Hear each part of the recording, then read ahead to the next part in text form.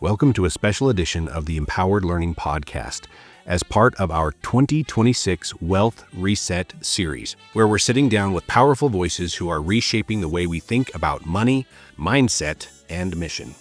Today's guest is my good friend, Lynn Spencer, a father, grandfather, Christian author, and a servant leader in every sense of the word. From owning his own radio station and financial agency to leading a national team and teaching biblical money principles, Lynn brings a refreshing blend of truth, humility, and wisdom. This conversation is about more than money. It's about clarity, calling, and the courage to live aligned with your values. Get ready to slow down, reflect, and be reminded of what really matters. Good morning, Lynn. How are you doing, my friend? I am good, Andy. How are you doing? I'm doing so good. I'm so excited and so honored that you chose to spend a little bit of time with me to have this conversation. You and I have talked multiple times, and it seems like the more we talk, the more that we have in common, and the more that we kind of have some similar passions and things that we are excited to work forward. So I'm very excited to kind of dig deeper and get some get to know you a little bit better, and also introduce you to my audience, because I know you're a very knowledgeable and passionate and just a great guy. So I'm very excited. So thank you for being here. Well, thank you, Andy. I appreciate the opportunity. Absolutely. So we got a lot of questions to get to. Let's dive right in. We'll hear, I'm sure, more of your story of your faith journey and that kind of stuff. But I would love to know, just right as we get started here, what is a biblical principle around money that you think most believers misunderstand or avoid talking about? So that's kind of the first question. And then why does that matter so much? So we're diving into the deep end this morning, but would love to get your take on that. I love that question, Andy, because it's something that I think most believers really miss. And it's in Matthew chapter 25. It's in the parable of the talents. Okay. And in the parable of the talents, and this is from Jesus speaking to his disciples, he talks about a master who gives a portion of money to three different servants, leaves for an extended period of time, and when he comes back, he says, what did you do with what I gave you? And the first servant says, well, here, I doubled what you gave me. And he says, well done, good and faithful servant. Second servant says, I doubled what you gave me. He says, well done, good and faithful servant. The third servant says, I was scared. I didn't know what to do, so I buried it. Let me go dig it up and give it back to you. And Jesus is not impressed. The master is not impressed. And he says, you wicked and lazy servant. You could have at least put it in the bank and gotten some interest on it, but you didn't even do that. So I'm going to take it away from you and give it to the one who got the best return. Here's what I think people miss about that. One, that says God cares about how we manage our money in a big way, in a very, very big way. God cares about stewardship. The second thing that tells me, by the way, Andy, that's the only place in the Bible where God specifically says, well done, good and faithful servant. It's the only place, and it involves money. So that tells me that's really, really, really high on the list of priorities. I had a pastor once that said money is the acid test of our faith, and how we manage our money is very important to God, and I absolutely believe that. But here's the third thing that I think that people absolutely miss or just avoid talking about, is interest. He says to the servants, you could have at least put it in the bank and gotten some interest on it, but you didn't even do that. Well, that tells me God expects us to get our money as much as possible working for us and for him and for the kingdom. Interest is a very interesting word, no pun intended. And it's something that is very near and dear to the heart of God. In fact, there's another verse somewhere in the Bible that says those who charge high interest are going to be held accountable. So God is very well aware of interest. And Andy, as you know, that's one of the things that we do is we help people get their money working for them instead of the bank. We help people get their money earning interest instead of paying this really high interest on their debts. And so the parable of the talents just really speaks to me in a big way. I love that. A couple of things that I want to just circle back around to. The first two servants were called good, and the last one, it wasn't like, oh, you're bad, it's wicked. And that's, I mean, what a turn, and what I mean, that's strong language. That's not just like, oh, I mean, and he did say lazy. No one wants to be called lazy. I don't think anybody wants to be called wicked, though. I mean, that's kind of like next level of, and to your point, I think that speaks to how serious the master was taking this, right? I gave you a job. I expected you to at least put it in to gain interest, but you did none of that. That's not only lazy, that's wicked. I think that's should be a kind of a wake up call for the seriousness of how we need to steward. I love that word, steward the resources that God's given us. Absolutely agree, 100%. You know, who wants to have God standing in front of you when you pass from this world into the next? Who wants to have God say, you wicked and lazy servant, just simply because we didn't manage our money well? Right. And so I think that's something that a lot of churches, a lot of believers really don't understand the seriousness of how God views money. Yeah, no, I completely agree. I love it. All right. Well, now people have an idea of what they're in for the next 30 minutes or so. We got lots of fun subjects flying at you, lots of fun questions. So let's back up just a little bit, Lynn, and tell us a little bit about where you grew up, kind of some anything interesting or worth sharing about your upbringing, and then just kind of what led you to the point where you and I got connected. Do we have 3.5 hours? No, you can give me the truncated version. I tell you what, Andy, I grew up on a family farm. My mom and dad were farmers, and so I learned the value of hard work at an early age. And I didn't ever really want to be the son that took over the farm. I should have. In retrospect now, looking back, I should have, but I didn't at the time. I wasn't really interested in that. I was much, much more interested in business. And business, for some reason, just really attracted me. I knew some business people that were very successful in our community, and I thought, you know, those people really have a better lifestyle than the farmers. The farmers were typically struggling economically, and the business people had tremendous success. And so that's what I was attracted to. So early on in my career or my life, I skipped college and I went into business. I borrowed money. I got into a business. My very first business was I owned my own radio station. And that was exciting. That was back in the AM radio days. Those of you who remember AM radio, that gives you an idea of how old I am. But I bought that business really having a passion and an interest in running the radio station as a business, but I didn't understand financially how borrowing a pretty sizable chunk of money was going to end up being what took me under. And in that course of running that business, paying the monthly debt payment, that's what really sunk us. And I ended up bankrupt in that business. And I thought, wow, I had no idea what I was really signing up for because of the debt that was attached to the business. And then I made kind of a similar mistake again. I got into the restaurant business and I really enjoyed that tremendously. But I went out once again and decided, hey, I want my own restaurant. I don't want to work for the other guy all my life. So I want my own. And I went out and borrowed money again, started my own restaurant, had some initial early success that was looking very promising. But once again, it was the debt that took me under. And I ended up with my second business bankruptcy on that restaurant. Wow. And it was after that that I really thought, you know, I really don't understand how money works.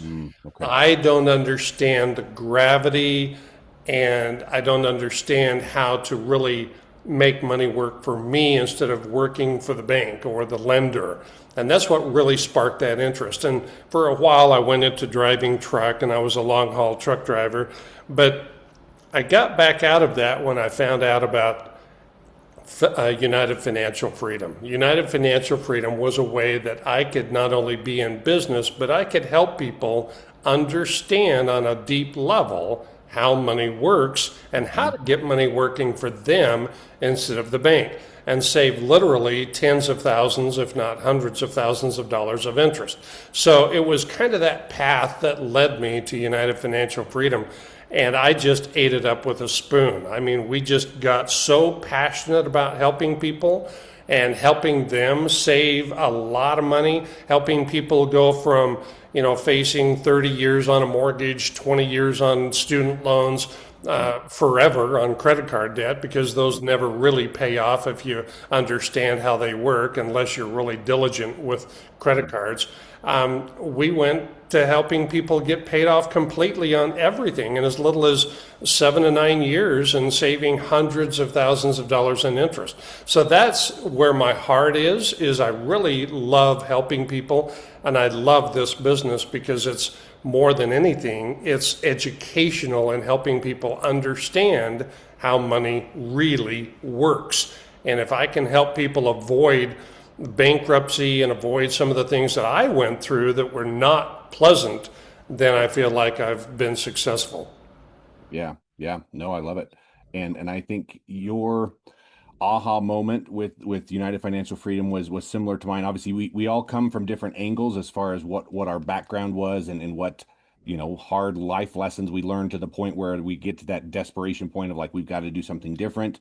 But again, as an educator, right? I love the educational aspect of this. It seems like every agent and folk that is in the company that I talk to has that at their core. That their first primary mission is to help educate folks.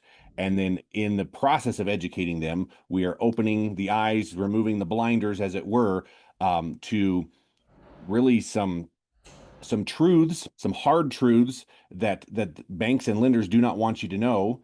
And that immediately throws up, people throw up their guard at that. And it's like, well, let's push pause on that. Why would they not want you to know that? Well, they make a boatload of money by keeping you in the dark, right? So I feel a little bit like it's kind of like a modern day Robin Hood, right? We're not necessarily robbing from, we're helping them to work smarter so they're not having to pay as much to these banks, which are making plenty of money. They're not going to go out of business. I'm sure of that. Absolutely, 100% correct, Andy. And you're right. Most people have no idea how money works, because if you ask most people how have you learned how to manage money, they'll say, well, either from my parents or my grandparents. Well, how did your parents do? Well, they were poor and they struggled, and et cetera, et cetera. They never really got ahead financially. And yet we're modeling that same behavior. And you're absolutely right. It's not taught in school. How money really works is never taught anywhere. And you're 100% right. There's a reason behind that. They want to keep the knowledge and understanding under wraps, because that's what builds the big bank buildings in every city across America, and they make a fortune by keeping people in the dark. Right. And and I'm sure you've talked to hundreds, probably thousands of people. And we joke about in sales, like, we don't call somebody's baby ugly, right?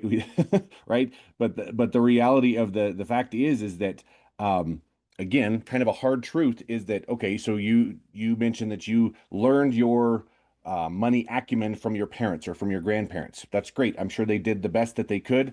Again, they were probably not taught the things that we know at this point. And to your point, kind of the follow-up question to that is like, are they in a spot that you want to be in the future? And sometimes that's yes, right? But many times it's like, no, they struggled. They were paying off debt until into their 60s and 70s and having to use part of their retirement to do that.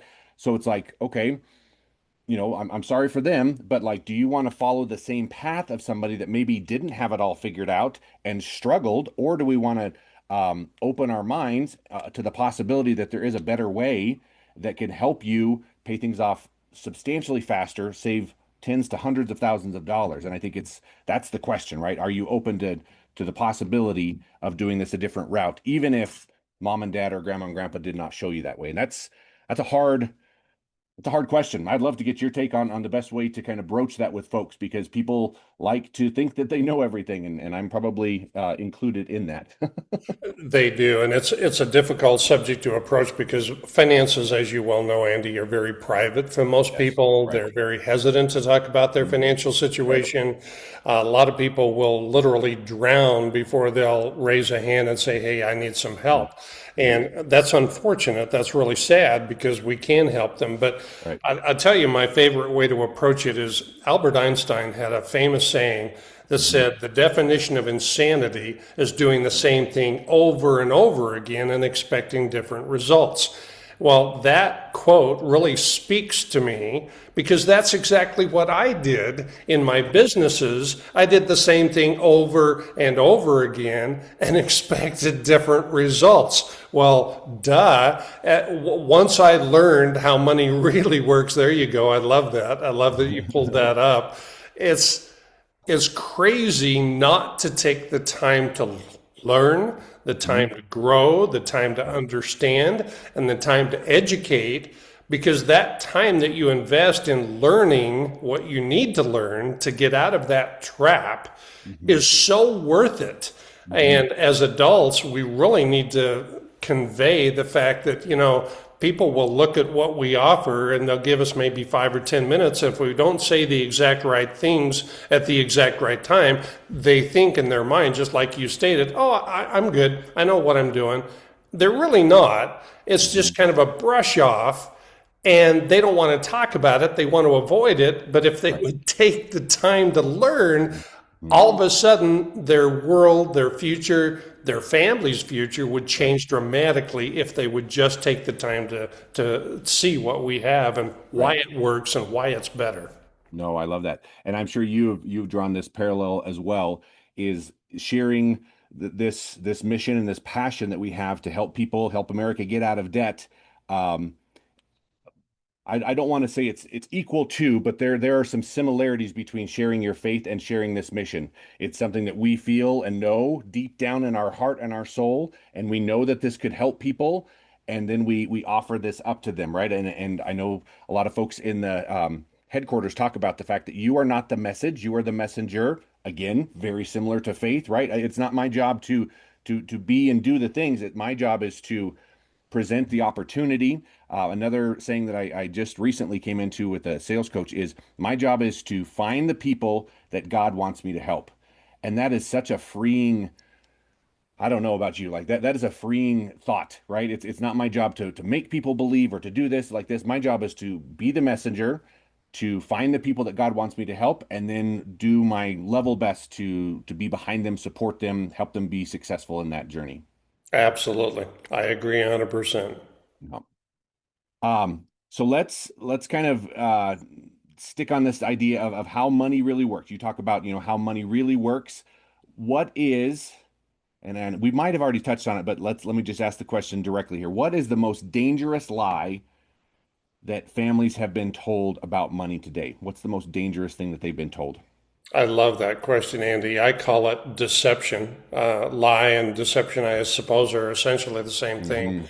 But one of the greatest tools, I believe, in Satan's hands is money ignorance. And if Satan can keep people in the dark about how their money works and what God really truly plans and wants for us to do with the money that he provides us, it's such a different, it really is a great deception. So how money really works is nothing like we thought or have been told in mainstream society.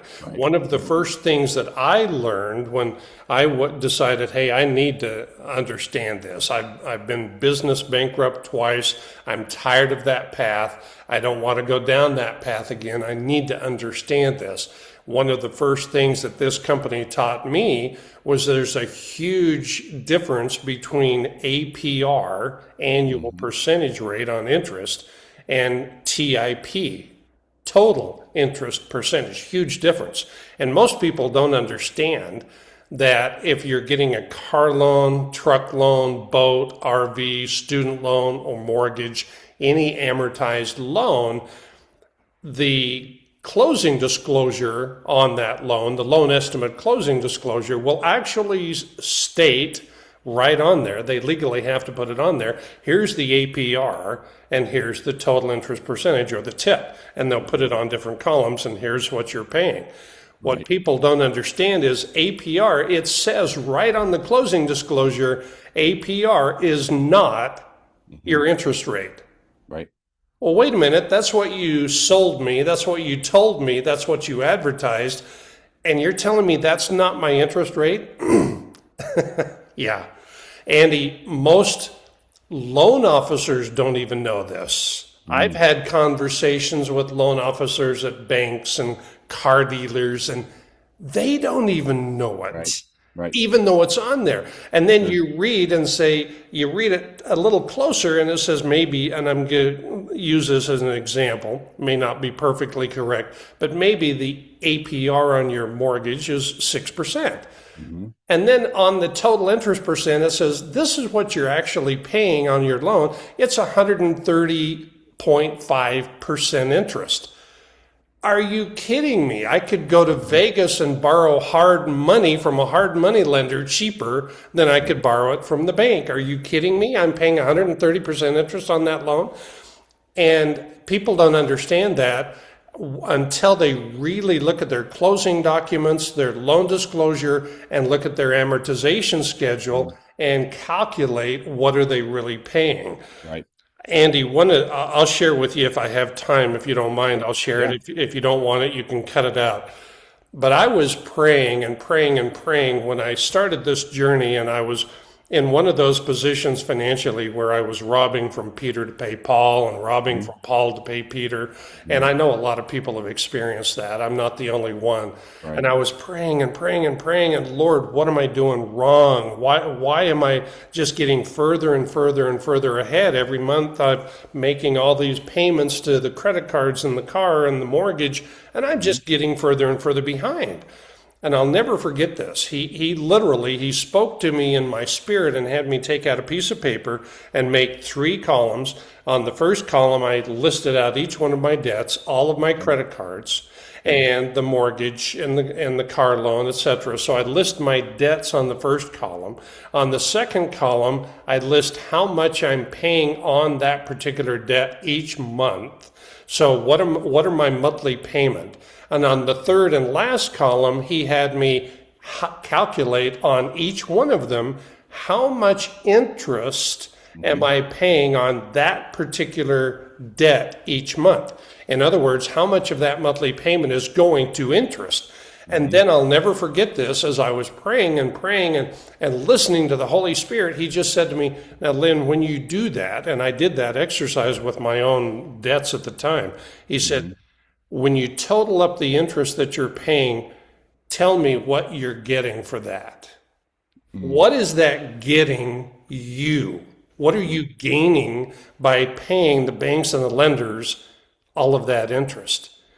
And Andy, that goes right back to the parable of the talents that we talked about early on. Are you getting something for what you're paying, or are you just donating it to the bank's profit and it's doing nothing for you? It goes back to that statement by Jesus. Is your money working for you? Are you getting interest, or are you paying interest?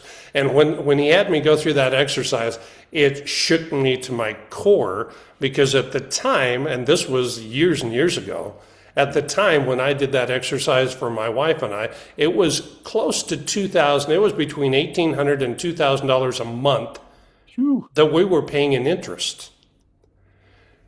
That's almost 24 grand a year that we get nothing for. Right. Right. And it shook me to my core, and I'm like, no wonder I went bankrupt with my radio station. No wonder I went bankrupt with my restaurant, because I thought I was paying this little number, this little amount of interest. Right. Nope, that was not the case. Yeah, I mean, it comes back to those hard realities that you have to be in a spot to where, and I've actually done some health coaching in the past, like weight loss and that kind of stuff. And people have to get to the point where they are fed up, right? They have to get to the point where they're like, I'm not going to do this anymore. And that could be in the, so on the finance side, that could be in the idea of having this reality shown to you of how much you're actually paying in interest, or medical debt. I did not know this until starting this, that medical debt is the number one reason for bankruptcy.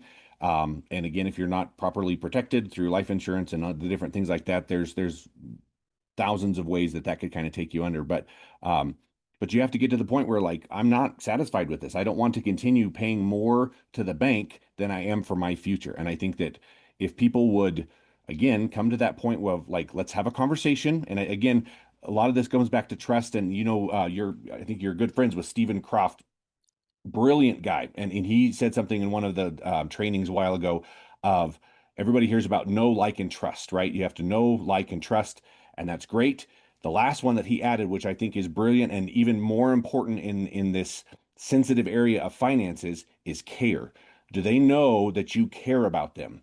And I think that you and myself and all of our team, because we've got kind of the best team out there, if I can be so We do. braggadocious about it. But every single one of those people care. I mean, it's not about commission. It's not about, buying our Lamborghinis or whatever. It's literally about freeing people from this bondage, which is what it is, and helping them and their families live the life that God has designed for them. And they can't do that when they're paying more in interest than they are for their future. So Absolutely correct. 100% correct. One of my favorite Bible verses is John 10:10. Jesus says, "The thief comes to kill, steal, and destroy. I have come that you may have life to the full and abundantly." Well, guess who the thief is? The thief wants to steal your money, kill your retirement, steal your dreams, steal your family's future. And he's very, very good at manipulating it by masking the truth about money and how it really works. And Jesus wants us to have that full, abundant life. I look at it this way, Andy. How can we be super generous and help build the kingdom if we're struggling and deep in debt? Oh, true. How can we be sending missionaries into the mission field? How can we buy Bibles and give them away for free because it costs us? How can we hear about a neighbor that's really struggling. Maybe it's a single mom that can't make her rent, or driving an old car that's beat up and breaks down. How can we go buy that single mom a car or make a rent payment for that single mom that's struggling if we ourselves are buried in debt? And that's one of Satan's tools. He loves to keep us buried in debt so that we're not able to serve God and serve others the way we should be. And especially for men, I went through this, and Andy, I'll share with you and I'll share with your listeners. I got to the point where I was literally at one point suicidal because of feeling the pressure and the enormity of the debt that was hanging over my shoulders and the weight of that debt, and got to the point where I was literally suicidal. And it was only Jesus who saved me and kept me from literally taking myself out at that point. Because for men especially, we want to be the provider. We want to be the caretaker of our family, our wife. We want to be, that's how God created us, is to provide. But if we're buried in debt, if we're feeling worthless, if we're feeling like, man, I'll never get this paid off, I owe so much and it's just never going to happen for me, that's being hopeless. And once you lose hope, what have you got? And that's where Satan wants to, you talked about bankruptcy resulting from medical debt, which is absolutely true. But think about how many families are torn apart for financial reasons. Spouses arguing over money. The kids coming to you and they want something, they need something for school and you can't afford it. And you don't want to be embarrassed and tell them, sorry, I can't afford it. We live in this world of constant lack and struggle because we don't understand what the Bible says, what God wants, and we tend to follow what the world and what Satan wants us to follow instead.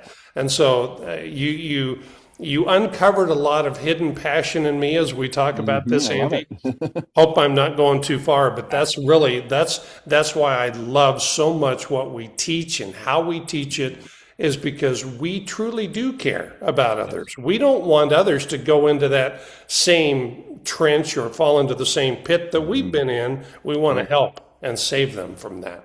I completely agree. I completely agree. I want to shift a little bit towards the leadership aspect, because you are a legendary leader within the company, and you lead a nationwide team. So, a little bit of a segue here. We'll come back to the finances and the spirituality and how those connect in a little bit. But what do you believe separates transactional leadership, which we have a lot of in our world, from transformational leadership? Because I know you as a transformational leader. I am trying to follow in footsteps of you and Sandy and Kevin and all the wonderful people before me, to be transformational, because that's what the world needs. We don't need more transactional leaders. So you want to talk about kind of the difference between the two, and how you can, as someone coming up, how do you put your North Star towards transformational leadership rather than transactional? That's a great question, Andy. We truly not only care about where the person is at or the family is at today in their finances, we want to see them succeed in the future. And so we don't just say, hey, let's get you on this program and then good luck to you. We literally wrap our arms around everybody that is willing to allow us to help them, and we take them on this journey together. And it really is a journey.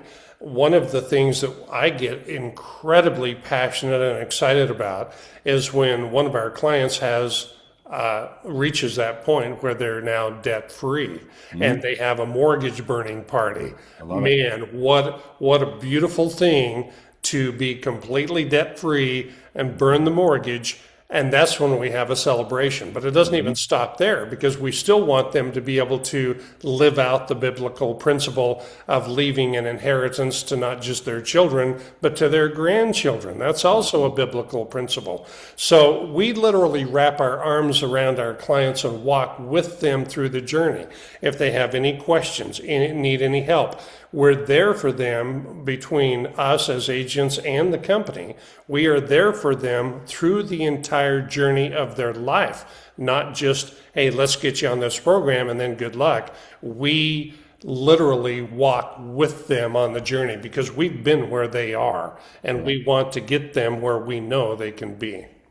Yep. I love it. I love it. That is exactly the direction and the path that I want to follow right there, because this is and again, having gone to lots of the different trainings and different things like that, we do not look for customers. We're not in the customer business. We are in the client business. We are in the walk side by side. Again, we've all have our own story, right? And to your point, we are doing our level best to make sure that other people do not make the same mistakes that we did, learn from us, and uncover these truths that are not going to be taught anywhere else. I actually have an interesting story. I was on the other side of the mic as a guest with financial advisors, 20 plus years in the business. They were blown away. They had never heard of this before.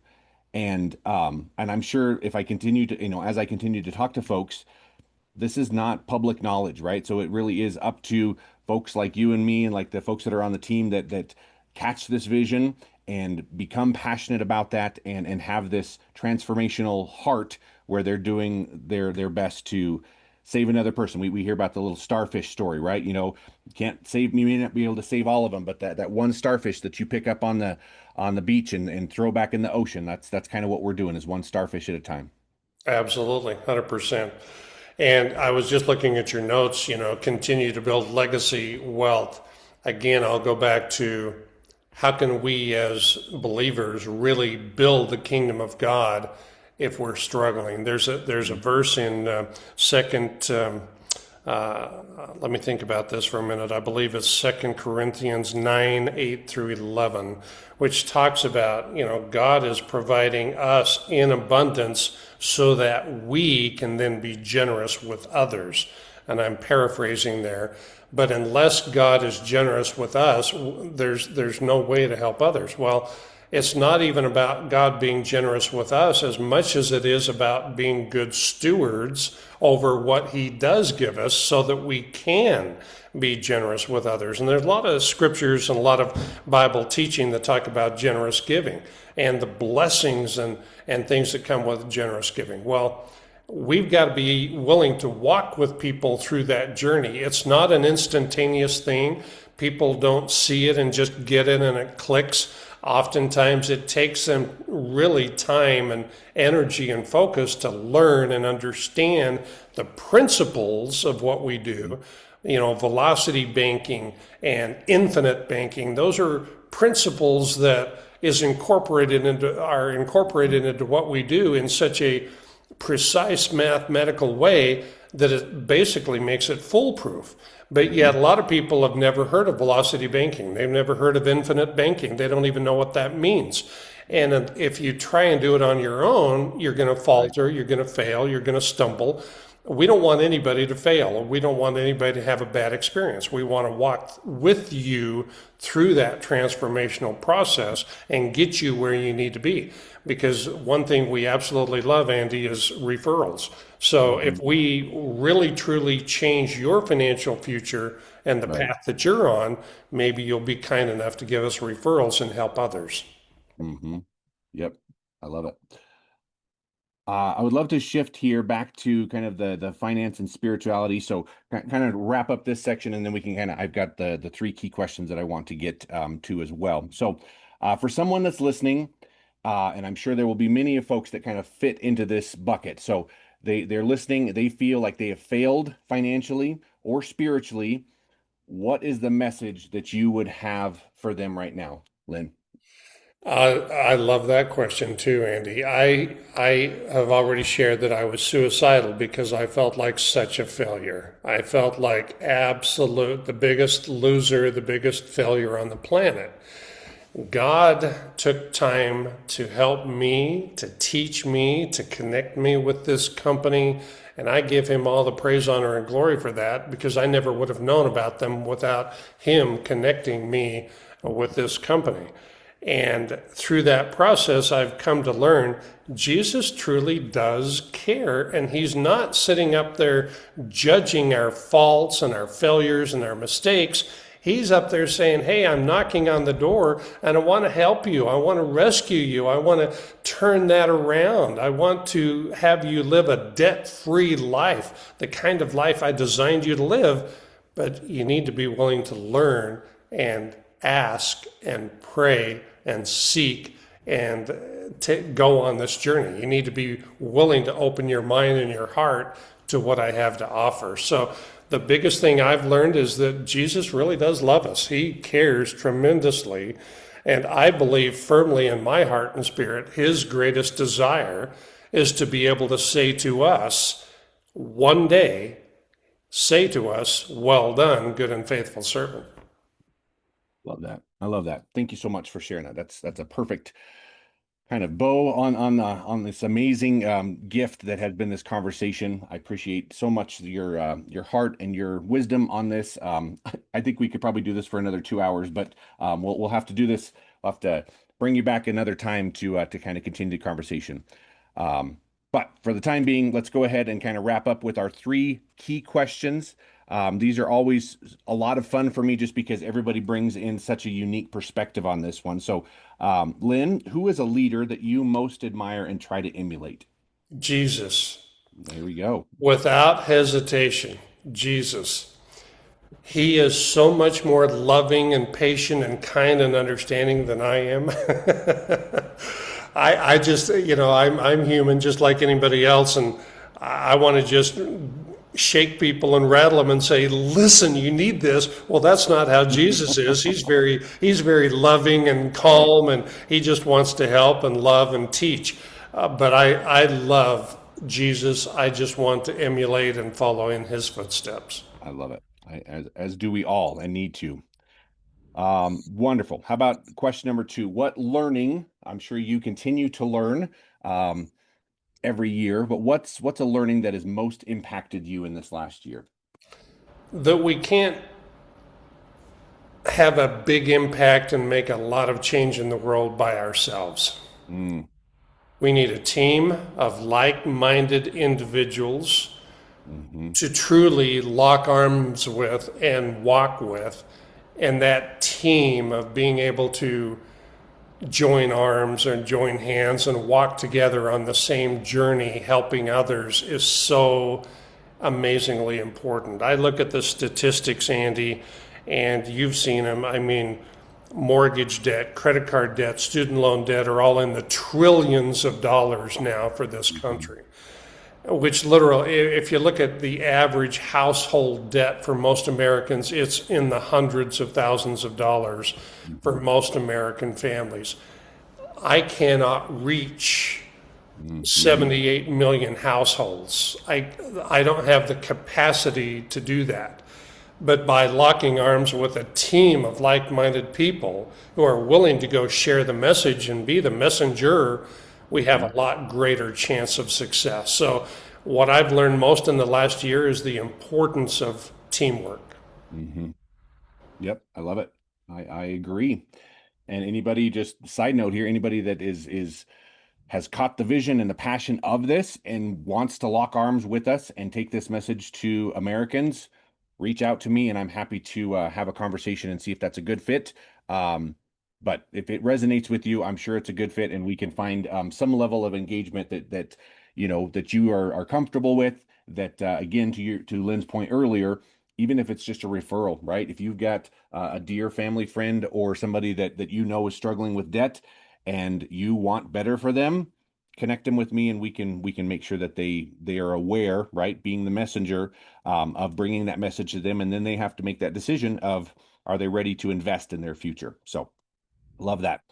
All right, my friend, last question for you. How would you empower learning for future generations? Boy, that's a question that's near and dear to my heart. There's a lot of talk in the country and in the world right now about affordability. Okay. And I literally, myself and others call it an affordability crisis that we are witnessing in this country and really in the world. But inside of that affordability crisis, the young generation, the Gen Z, I've spoken to many of the Gen Z individuals, and they literally have given up hope. Right.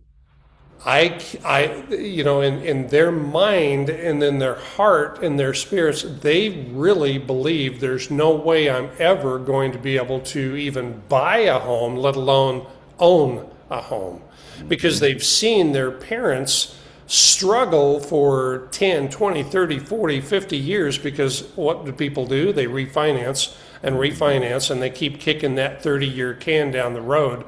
And so they've seen their parents making mortgage payments forever and still don't own their home. And with the price of homes being what it is now, and the interest rates being what they are now, the young generation feels like, I'm never going to be able to own a home. I'm never going to be able to live the American dream that my parents or grandparents lived. Well, that's an absolute lie of the enemy, because once they understand what we do and how we do it, they could literally own their own home free and clear by the time they're 35 years old or before. Much different, much better than our generation knew about or could do. So the great lie in the country right now is, there's an affordability crisis. Not if you have the right knowledge and understanding. Empowered learning is huge. Empowered learning is what I believe everybody should be on that path. We should never, ever, ever stop learning. Andy, I've done this now for 19 going on 20 years, and I'm still learning. There's stuff out there that I still don't know. I'm still learning. We recently came into the opportunity to help people not only pay off their debt very rapidly, but the opportunity to help them build wealth. Right. And pay off debt using the same dollar twice. Right. And we have the technology to guide them through that process step by step. Well, that's something that nobody else has. But unless they know that that's available and know that that's possible, oh my goodness, they're just walking in darkness of debt, and that perpetual debt that they can never see the light at the end of the tunnel. So young people, future generations, that really touches my heart. I would love nothing more than to have a college course on what you can do that your parents were never able to do. That's great. I love that. And to piggyback on that, the quote unquote American dream is to own your own home and to run your own business. And you touched on the fact that we can help people pay off that home, faster than they could anywhere else.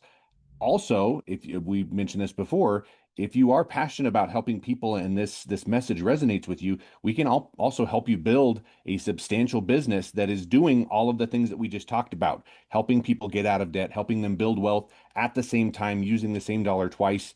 It is something. And again, you mentioned your journey, kind of this winding journey. Mine is similar: education, technology. Now it's finance at this point, but all of that led to this point where the knowledge and the passion and the skill set and the people that I've connected with, it's perfect, right? It is the perfect time to be aware of this and to be sharing this message, because there's nothing else out there like that can make such a incredible impact on finances and future and legacy. So what better time? Absolutely, 100%. And Andy, I want to leave your guests with one thought, and that is this. I believe very firmly time is short. The Bible talks about it. I believe time is short. If we look at what's going on in the world, I think time is very, very short, and we probably don't realize how short it really is. And I'm saying that not to scare people. I'm not in the business of trying to scare people, but I want them to understand that now is the time to change the path and the course that they're on. Right. Because people have a natural tendency to procrastinate. I know, because I'm a procrastinator, and there's a lot of people that I've talked to over the years that love to procrastinate. Well, this sounds wonderful, this looks really good, but I'm just going to think about it and I'm going to put it off. Well, people end up putting it off for months turn into years, and before they know it, they're at an age when they should be retiring and they can't, because they don't have the resources to do it. Friends, don't put it off. Time is short. Don't procrastinate. Get with Andy, and let's get you on that path that you should be on so that you can enjoy your retirement. Exactly. And I'm sure you've heard this acronym before. NOW stands for no opportunity wasted. So let's not waste any opportunity. Now is the perfect time. Would love to have that conversation with you. Lynn, thank you so much. This has been an absolute pleasure. I'm excited to continue to work with you, alongside you. We were talking about lots of really cool opportunities that we have coming up here for just local and even just to grow this nationally. It's just an exciting proposition and an exciting thing to think about, all of the amazing things that we're going to be able to do together and for our country here. So thank you so much. I really, really sincerely appreciate it. Thank you, Andy. I've enjoyed every minute. Awesome. Very good. Take care. We'll talk to you guys soon. Okay. Bye-bye.